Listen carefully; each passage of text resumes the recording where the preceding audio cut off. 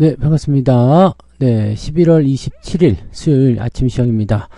자, 중부지방에 눈이 많이 내렸어요. 출퇴근 하실 때 조심하셔야 될 것 같아요. 눈이 갑자기, 첫눈 치고는 이렇게 쌓인 적은 없었던 것 같은데, 눈이 와서 즐거우신 분도 있겠지만, 또, 운전하시는 분들, 외부에서 작업하시는 분들은 조금 애로사항이 있을 것 같아 보입니다.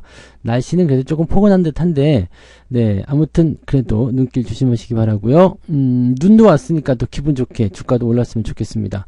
미국 증시는, 긍정적인 마무리인 것 같아요. 트럼프가 관세를 이제 부과한다. 무역 분쟁에 대한 본격적인 서막을 올린다, 등등등. 물론 우리나라의 직접적인 부분 아닙니다. 중국, 멕시코, 이런 지역이긴 한데, 그게 거기에 국한되진 않을 거란 얘기죠. 그래서 그런 부분에 부담감이 분명히 있었습니다. 그래서 다우지수가 한번 출렁하는 모습이 좀 있었죠. 신고가 이후에 출렁이는 모습이기 때문에 또 당연한 모습이기도 했었습니다만, 막판에 그냥 땡겨 올려버립니다. 나스닥 같은 경우는 일단 상승 출발해서 상승 마감됐고요. S&P 500도 상승 출발해서 더 치고 올라가면서 마무리됩니다. 다우지수는 0.28 플러스, 나스닥은 0.6% 플러스, S&P 500은 플러스 0.57입니다. 내용도 좋아요. 시작 전보다 마감점이 훨씬 좋습니다. 시작보다 마감이 좋다는 것은 긍정적인 분위기가 형성될 수 있겠고요.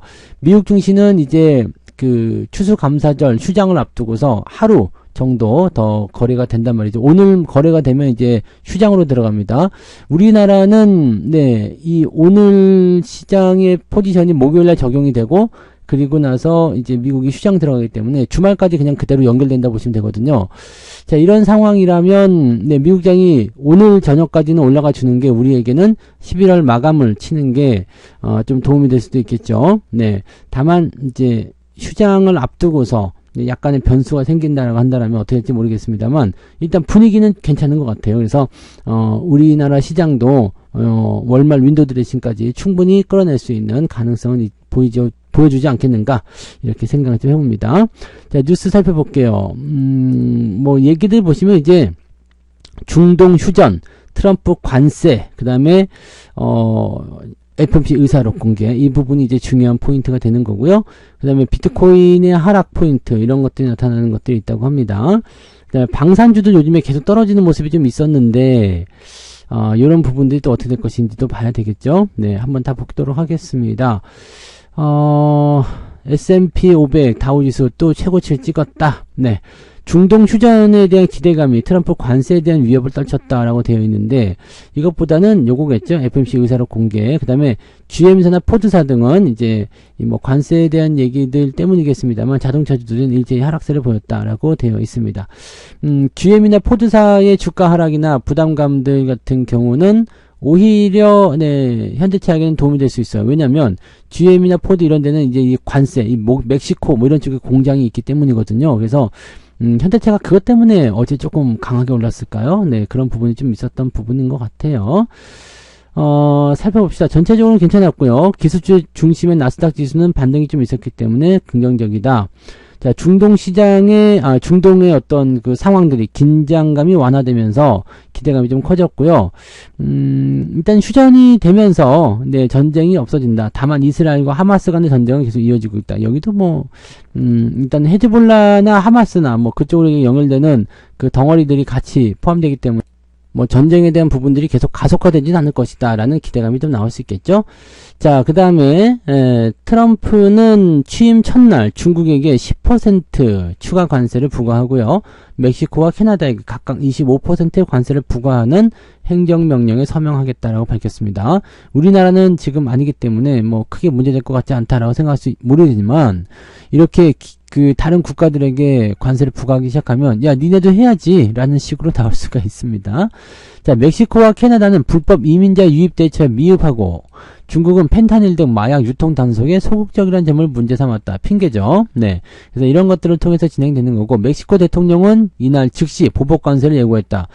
자, 보복관세는 미국을 이겨 먹을 수가 없습니다. 왜냐면 돈을 쥐고 있는 사람을 이길 수가 없죠. 왜냐하면 다 아시잖아요. 물건을 파는 쪽이 항상 을입니다. 고객이 왕이잖아요. 손님은 왕이다.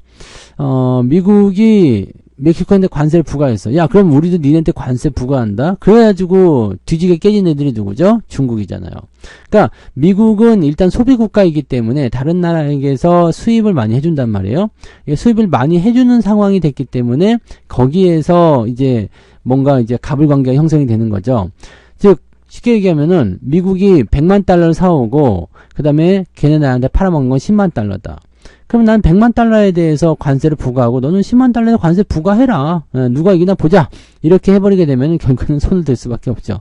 이 보복관세는 해답이 아닐 것 같아요. 일단은 뭔가 외교적인 부분이라든지 등등의 뭐 약간은 양보를 해야 되지 않을까 싶습니다. 이거 관세에 대한 부분들이 이겨먹기 어려워. 이게 뭐 좀 부당하다.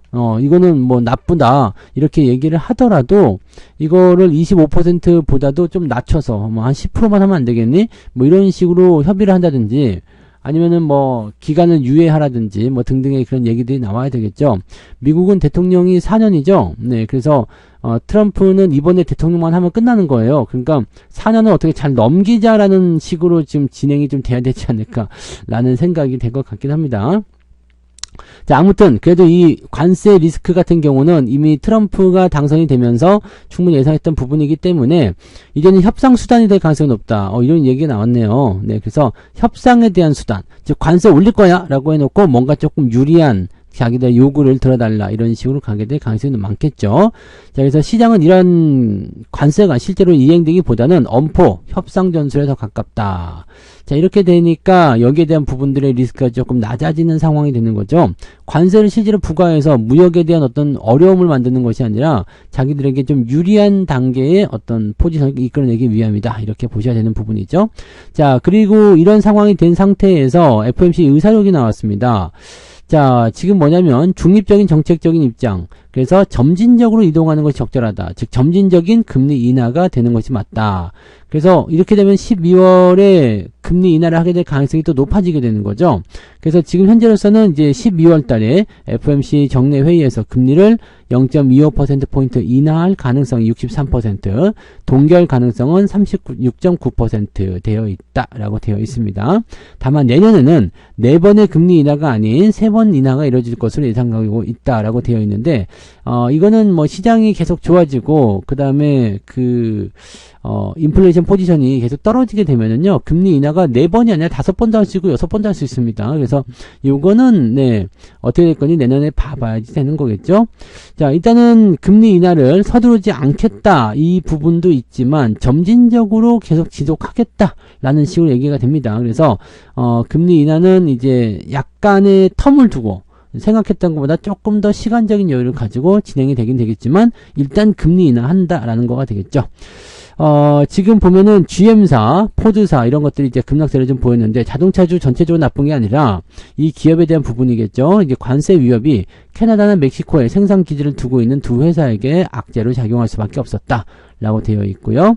글로벌 제약사 암젠이라는 기업은 비만치료제 임상시험 결과가 시장의 기대치를 충족하지 못했다 라고 되어 있습니다. 임상시험 결과가 시장의 기대치를 충족하지 못했다 그러면 대단한 악재가 될 수 있거든요. 혹시라도 뭐 암젠과 연결된 비만치료제 기업이 뭐가 있을지 모르겠습니다만 혹시라도 이런 게 있다면 약간 부담감은 좀 있을 수 있겠습니다. 뭐 그런 정도, 네, 특별한 내용은 없었던 것 같아 보여요. 네, 지수는 전체적으로 좋았고요. LG U+스 요즘에 계속 올라간답니다. 네. 중국판 유튜브 독점 공급, 뭐 이런 것 때문이다라고 되어 있는데, 요즘에 통신주들, 뭐 이제 배당 시즌 되면 조금 이제 주목을 받는 경우는 있습니다만, 최근에는 그다지 썩 좋지는 않았죠. 근데 LG U+가, 네, 요즘에는 좀 좋다고 합니다. 이번 달에만 무려 15% 상승. 괜찮네요. 그죠? 네.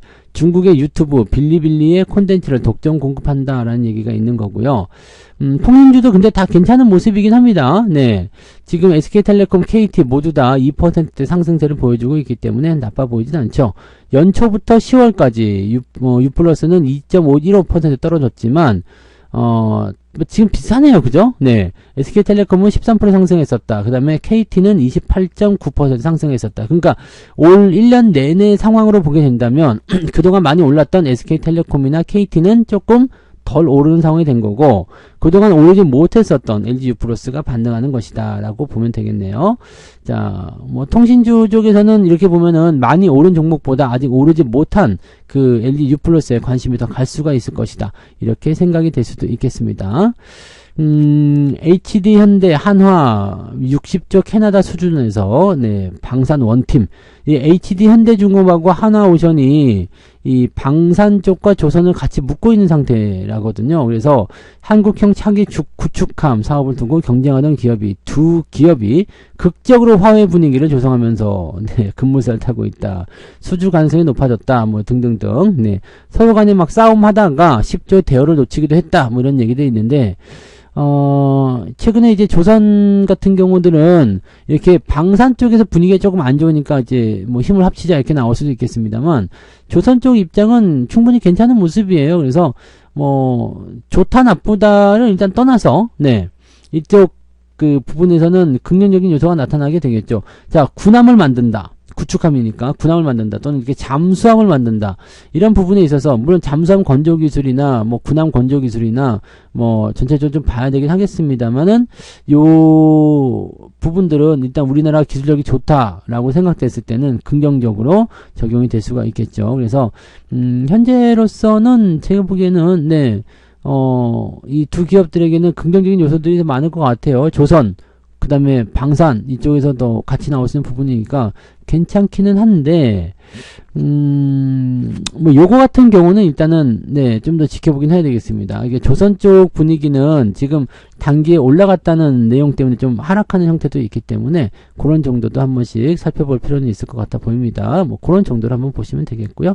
특이사항은 없죠. 그 다음에 비트코인이 지금 하락세를 보이고 있다, 뭐 급락했다, 뭐 이런 얘기도 나오던데, 사실 급락까지는 아닌 것 같아요. 뭐 3% 빠졌다고 급락이다 표현하면 안 되겠죠. 고점 대비 8% 정도 떨어졌다, 이거 급락이 아니죠. 많이 올라간 거, 그동안 올라간 게 얼만데 네, 이거 떨어졌다고, 거의 뭐 집값 같은 얘기네요. 네, 3억짜리가 10억 됐다가 7억으로 빠졌다고 해가지고 급락했다, 이거 아니죠. 네, 그래서 코인 같은 경우는 일단 네, 뭐 많이 올랐기 때문에 변동성 분명히 나온다고 말씀드렸잖아요. 그 부분이 한때 이제 고점을 찍었었던 그 시점. 그래서 제가 그때 말씀드렸죠.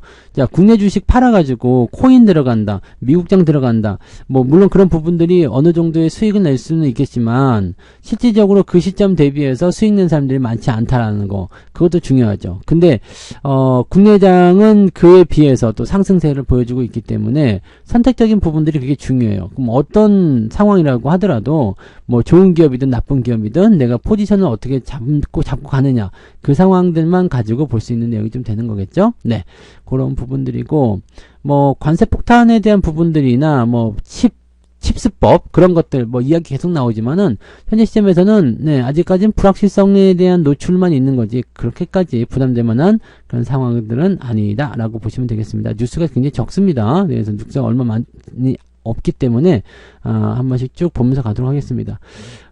툭하면 유상증자의 중복 상장까지. 이거는 이제 그 약간의 빌드업인 것 같아 보입니다. 왜? 이런 것들은 이제 뭐 상법 개정이라든지 자본시장법 개정 뭐 이런 것들에 대한 얘기들이 있잖아요. 그런 부분들에 의해서 이렇게 얘기가 계속 나오는 것 같고, 이런 거 있기 때문에 개정해야 된다, 뭐 이런 식의 뉴스 기사가 네, 밑바닥에 깔리는 거 아니겠는가라는 생각이 좀 있습니다. 자, 근데 어쨌든 이런 거 네, 나쁜 건 맞죠. 네, 유상증자, 중복상장 뭐 이런 거. 여기 있네. 그 소액 주주는 yes, 상법 개정은 no? 네, 이건 뭐야? 네. 소액 주주 이익 제고를 위한 상법 개정을 긍정적 검토하겠다. 대통령이 했단 말이잖아요. 근데 상법 개정을 안 하겠다라고 지금 나옵니다. 그죠? 상법 개정에 반대한다. 왜지? 네. 상법 개정이 돼야 되는 거 아닌가 싶은 생각이 좀 있는데, 이 가장 우리가 지금 그 상법 개정에서 필요로 하는 거 있잖아요. 그 분할, 기업 분할. 네.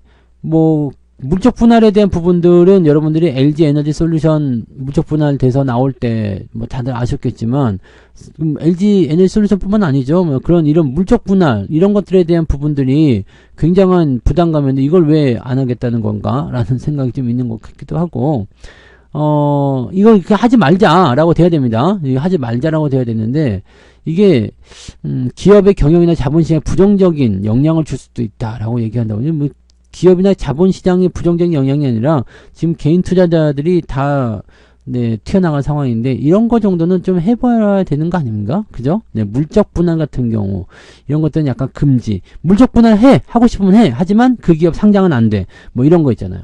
이런 것들은 하면 안 되죠. 근데, 지금 이런 것들이 포함되지 않는 것 같은 느낌인데요. 네. 수익주주 보호를 해주면서 상법 개정을 안 한다는 것은 알맹이가 또 빠지는 거 아닌가 싶은 생각도 좀 있습니다. 네. 비트코인 급락했다는 얘기 계속 나오는데, 진짜 급락인지 모르겠고. 뒤로 넘어가 봅시다.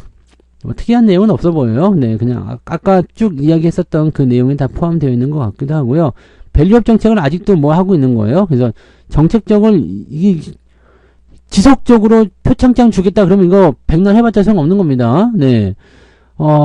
밸류업도 뭔가 혜택을 줘야 돼요. 그러니까 뭐 분리과세 추진한다거나, 진짜 이 법적으로 일반인들이 다 알만한 내용들인데 정치인들이 안 하는 것은 몰라서 안 하는 게 아니라 그냥 안 하는 거겠죠? 네.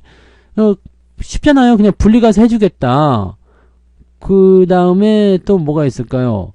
뭐 배당을 많이 주는 기업들에게는 이제 뭐 세제 혜택을 좀 주겠다라든지 뭐 등등 그런 거 나오면은 되지 않을까 싶은데, 그게 어렵지 않은 내용이지 않나? 그게 그렇게 어려운가요? 네. 잘 모르겠네.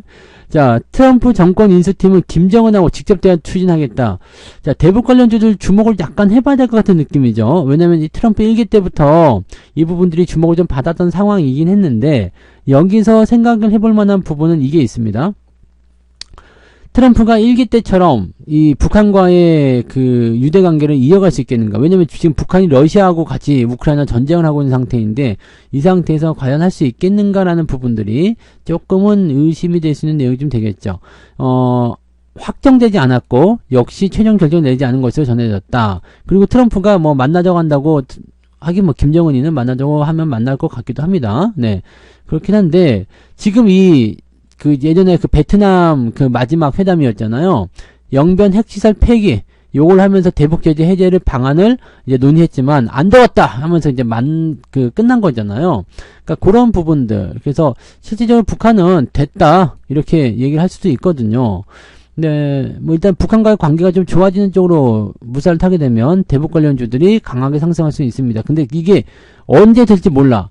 어떻게 될지 몰라. 그렇기 때문에 이런 것들 매매를 생각하시는 분들은요, 소액을 가지고 진입을 해놓고 될지 안 될지 모르기 때문에 시간적인 부분을 두고 한 1년, 2년 정도 보면서 이렇게 걸어놓으시는 게 좋습니다. 트럼프 후기로 가게 되면 북한과의 관련 포인트를 만들지는 않을 거예요. 그러니까 초기 시점에서 북한과의 어떤 이슈들을 계속 만들어갈 것이라고 판단하시면 되는 거거든요.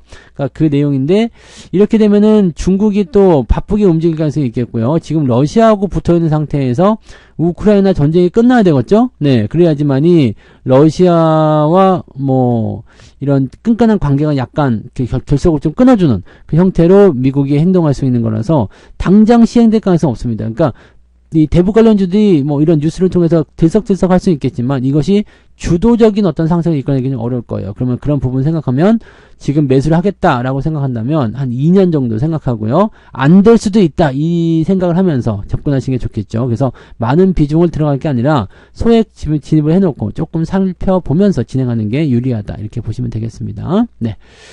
뭐 그런 쪽 이야기고요. 요거 자본시장법을 이번 달에 발표한다. 자, 정부가 이르면 이달 소액주주 보호를 강화하는 내용의 자본시장법 개정안을 발표하겠다라고 되어 있습니다.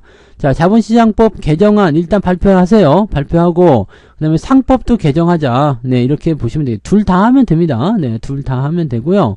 뭘 하면 된다 안 된다 이게 말이 많은데 그냥 하면 됩니다. 물론 이제 이 대기업들은요, 자본시장법에 대한 부분들은 찬성할 가능성이 높고요. 그 다음에 상법 개정은 찬성하지 않을 것이라고 생각됩니다. 얼마 전에 상법 개정안에 반대하는 입장을 표명하기도 했었습니다. 왜냐하면 상법 개정에서는 물적 분할이라든지 이런 것들, 그 다음에 뭐 합병 비율에 대한 어떤 그런 내용들 이런 것들을 가지고서 장난을 계속 칠 수 없게끔 만드는 상황이 좀 있단 말이에요. 근데 자본시장법은 그거보다 좀 낫거든. 그래서 이쪽을 좀 해보자 이런 건데, 자, 지금 봅시다. 기업이 물적 분할 이후 신설 자회사를 상장하는 경우 심사를 강화하는 기간을 종전 5년에서 무기한을 늘리게 했다. 이게 뭔 의미가 있습니까? 그죠?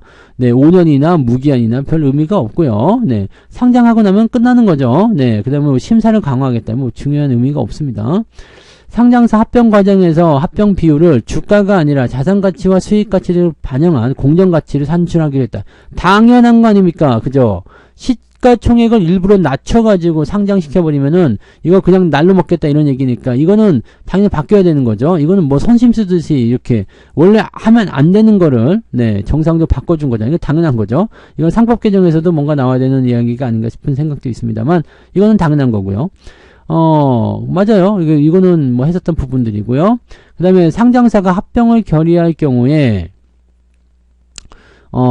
이사회의 합병 관련 의견서를 공시하도록 했다. 뭔 상관이지, 이게? 이사회는 주주의 정당한 이익을 고려하도록 노력하는 한편, 이거 말장난이죠. 쓸데없는 소리죠. 네.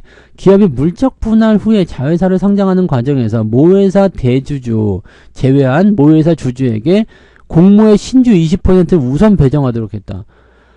아무 의미 없습니다. 네, 이거 자체를 하지 말라는 이야기야. 이게 물적 분할을 하고 상장하지 말라는 이야기죠. 왜? 내가 A라는 기업에 투자를 했는데 A가 알짜 사업부를 물적 분할해가지고 띄어내. 그러면 나는 A의 껍데기에만 투자를 하는 상태가 되는 거고 A-라는 새로운 기업이 상장하게 되면 나는 그걸 또 사야 되거든.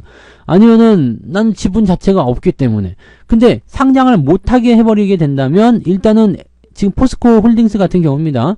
포스코에 투자하고 싶은데 투자할 수 있는 방법은 포스코 홀딩스밖에 없어. 그러면 그쪽과 관련된 부분이 계속 이어지게 되는 거고 LG화학처럼 LG에너지솔루션을 물적 분할 띄워놓고 상장을 시켜버리게 되면 LG에너지 즉 배터리 쪽에 투자한 사람들 입장에서는 LG화학이라는 껍데기를 안고서 LG에너지솔루션을 다시 사거나 이렇게 되잖아요. 눈 뜨고 뺏기는 거나 마찬가지죠. 그러니까 이거 자체를 하지 말라는 얘기인데 뭐 공모 신주의 20%를 돈 더 내라 이 얘기야. 껍데기를 들고서 돈 더 내라. 이거는 아닌 것 같아 보입니다. 인적 분할은 그나마 좀 낫죠. 왜냐면 지분을 조금 받으니까. 근데 물적 분할은 하나도 못 받아요. 회사만 좋은 겁니다. 회사만. 그래서 이거는 하면 안 되는 거지. 근데 이거를 지금 하겠다는 얘기죠. 네. 그러니까 이렇게 되는 부분 좋지 않고요. 상법을 지금 반대하는 이유 중에 하나는 뭐냐면 그 회사 이사의 충실 의무를 회사에서 회사 주주를 확대하는 것을 골자로 하겠다라는 부분인데 자 이렇게 상법을 손질하게 되면 행정주의 펀드와 소액 주주가 기업 이사를 상대로 배임 사기죄 소송을 남발할 수 있다. 배임 사기죄는 소송을 남발해도 되는 겁니다. 네. 물론 아닌 상황인데도 불구하고 막 소송 들어가는 건 문제가 될 수 있겠지만 배임 사기죄 소송을 당연히 남발해야 되는 거 아닙니까? 배임 사기는 이거는 뭐 도둑놈들을 고소하겠다는 건데 이게 무엇이 문제일까? 라는 생각인데요. 네. 글쎄, 네. 애매하네요. 네. 뭐 이거 뭐 당연한 거 아닙니까? 그리고 기업 경영을 옥죄할 수 있다. 물론 소액주주들이나 이런 쪽에 입김이 커지게 되면 기업들이 쉽게 결정하지 못하는 상황이 벌어질 수 있습니다. 근데 이거 충분히 조율해서 하면 되지 않겠어요? 뭐 배임 사기 이런 것들은 진짜 마탱이 가게끔 보내버려야지. 이거고 있거나 뭐 지들 맛대로 그냥 하는 그런 부분들은 그러니까 지금 제 생각은 이래요. 자본시장법 오케이 좋아요. 그리고 상법 개정 오케이 좋습니다. 둘 다 하자. 네. 그래, 서로 원하는 거 다 하자. 금투세 폐지 빨리 하고, 네, 확정 짓고, 그 다음에 자본시장법, 이거 다 하고, 네, 이거 하고, 네, 좋은 거 있잖아요. 하고, 상법 개정 하고, 다 해버리자. 네, 다 해버리자. 어느 하나만 선택하지 말고, 상법 개정 말고 자본시장법을 하십시다. 이거 말고, 자본시장법도 해. 상법 개정도 하고. 그러면 되잖아요. 그죠? 제발 좀 그렇게 했으면 좋겠네요. 네. 자, 오늘은 뭐 특이사항은 없을 것 같아 보이긴 하는데, 일단은 미국장이 올라가면서 끝났기 때문에 기대감은 어느 정도 가지고 있는 것 같아 보입니다. 뉴스는 특별한 게 없죠? 어제와 비슷할 것 같아요. 그래서 오늘 코스닥의 움직임은 어제 많이 하락한 바이오 종목군들의 변동성이 다시 나올 것인가에 대한 부분들을 생각하셔야 될 것 같아 보이고요. 변동성이 추가적으로 떨어지게 된다면, 네, 골치 아픈 상황이 이어질 수 있습니다. 그래서 그쪽은 약간 경계심 가져야 되고요. 올라가면 또 다시 안심할 수 있는 포인트가 되겠습니다. 계속, 네, 내렸다 올랐다 하는데, 밑으로 연속적인 또 하락이 나타나거나, 연속적인 상승이 나타나면 괜찮거든요. 근데 지금은 이제 연속적인 하락이 나타나면 약간은, 위험하다라는 쪽으로 보셔야 되겠고 2차전지 역시 마찬가지가 되겠죠. 네, 그런 쪽 보시고 자, 반등 포인트를 이제 그렇게 되면 자동차나 또는 반도체가 가지고 가야 되는데 그 부분이 계속 이어질 수 있겠는가. 어제 자동차가 제법 올라왔기 때문에 살짝 떨구는 형태가 나타나게 되면 반도체 쪽으로 또 움직임이 진행될 수도 있고요. 그렇게 되는 부분이 좀 있고 뭐 전혀 새롭게요. 지금 뭐 이 조선이라든지 이런 쪽이 올라갈 수도 있는 거니까 오늘은 그 주도주 섹터, 요즘에는 주도주 덩어리들이 움직이는 겁니다. 그러니까 그런 부분들이 있으니까 그 내용들 참고하시고, 은행 관련주도 어제 좀 떨어진 부분들은 이런 FOMC 의사록 공개에 대한 내용을 미리 알았기 때문이 아닌가 생각도 좀 있어요. 그래서 은행 관련주들 추가 하락이 일어날 수도 있다. 아니면은 뭐 점진적인 어떤 부분인데 약간 멈출 수도 있다. 이런 얘기 때문에 올라갈 수도 있겠죠. 뭐 여러 가지 부분을 같이 고민할 필요가 있겠습니다. 이 주도주 섹터별로 보고 얘네들 중에 어떤 애들이 더 움직이고 있는지 또 수급은 어느 쪽으로 몰리고 있는지 그 부분 확인하시면서 대응하시면 될 것 같아 보입니다. 큰 변화는 없을 것 같아 보이고요. 분위기는 뭐 보합 수준에서 살짝 내리거나 오르거나 뭐 그런 정도가 아닐까. 근데 일단은 재료가 어떻게 나오냐에 따라서 상황은 달라지겠습니다만 조금 좀 그죠? 위쪽으로 좀 많이 올려줬으면 좋겠어요. 근데 아직까지는 국내 증시에 돈이 많이 돌지 않는 것 같은 느낌이라서 네, 서두르지 말고 천천히 대응하시면 좋지 않을까 보여집니다. 오늘 여기까지 하고요. 네, 오늘도 파이팅 하시고 좋은 결과 만드시기 바랍니다. 저는 장중시 형태 다시 올게요. 고맙습니다. 본 방송에서 제공되는 모든 정보는 투자 판단의 참고 자료이며 투자의 최종 책임은 본 방송을 이용하는 본인에게 있습니다.